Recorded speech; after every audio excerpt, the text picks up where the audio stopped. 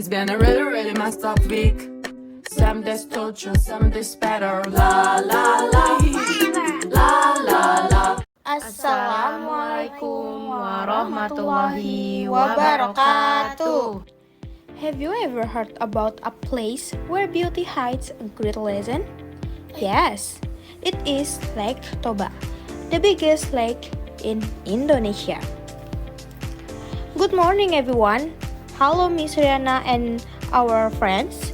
Today, our team will continue the English lesson by discussing the legend of Toba Lake. Our group members are my friend. My name is Kaila Faratun Nazia. My name is Maratu Soleha. And me, Murinurul Enayah, and my friend Muhammad Fajrul Falah. Okay, let's start our presentation. Now, let's move to the first part of our presentation. So guys, I would like to invite my friend Faratun Nazia to read the text of the legend of Toba Lake. The legend of Toba Lake. In one village of North Sumatra, there lived a poor farmer named Toba.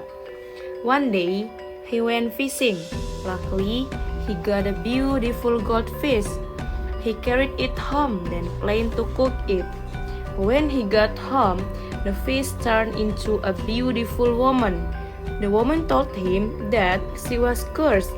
She asked Toba to keep it as a secret. Toba agreed it only with one condition, that she would marry him. Then they got married and soon had one child named Samosir. This boy liked to eat much food. One day, mother asked Samosir to bring lunch to father. On the way to rice field, he stopped and ate most of food. After that, he gave the rest of food to his father. Toba was very angry and shouted at Samosir, "You, a fish kid, you are so greedy!" Samosir cried and ran toward his mother.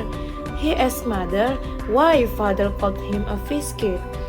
The woman was really upset that Toba broke his promise.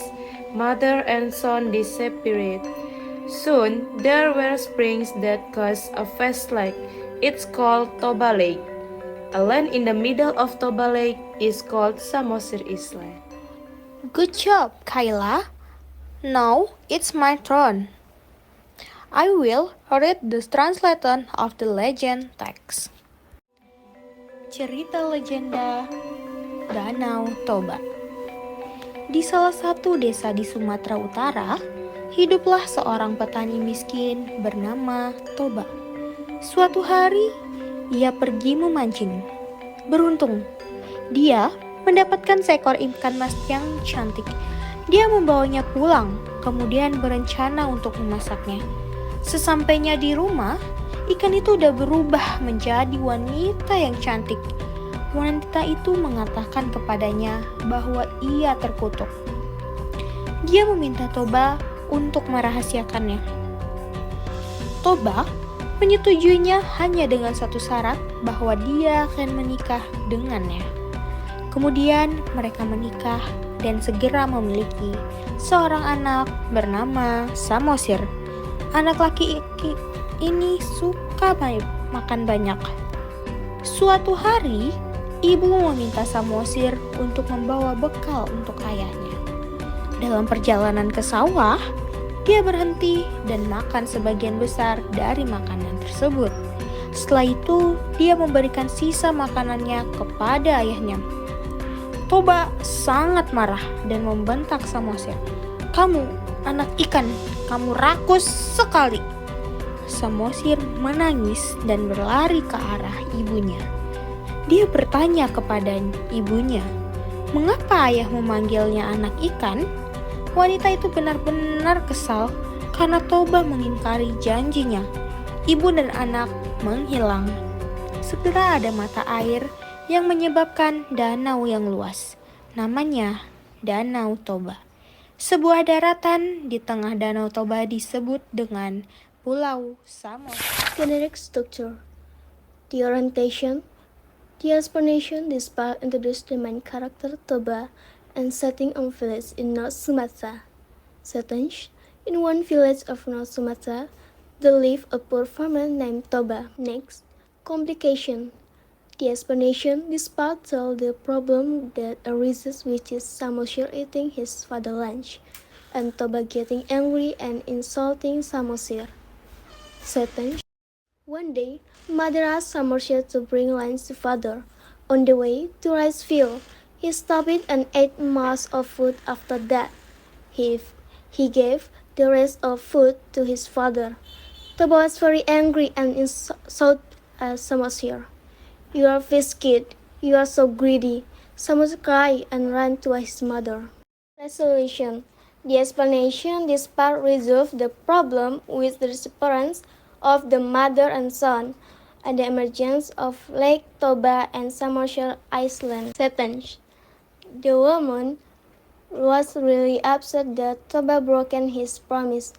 Mother and son disappeared, so there were springs that cast a vast lake. It called Toba Lake. A land in the middle of Toba Lake is called Samosir Island. The legend of Toba Lake illustration how breaking a promise can bring dire consequences, which in this story are embodied by the formation of Lake Toba and Samosir Island. As a result of Toba broken's promise, this story emphasizes the importance of keeping one's word and honoring agreement. Good job, Maratus, and thank you. And finally, Muhammad Fajrul Falah will present the moral values of the story and also the Quran that support it. Guys, from the legend, we'll learn two main values. First, keeping promise and control your anger. Toba broke his promise and it causes disaster. Allah said in Quran Surah Al-Isra verse 34, Bismillahirrahmanirrahim. الذين ينفقون في السراء والضراء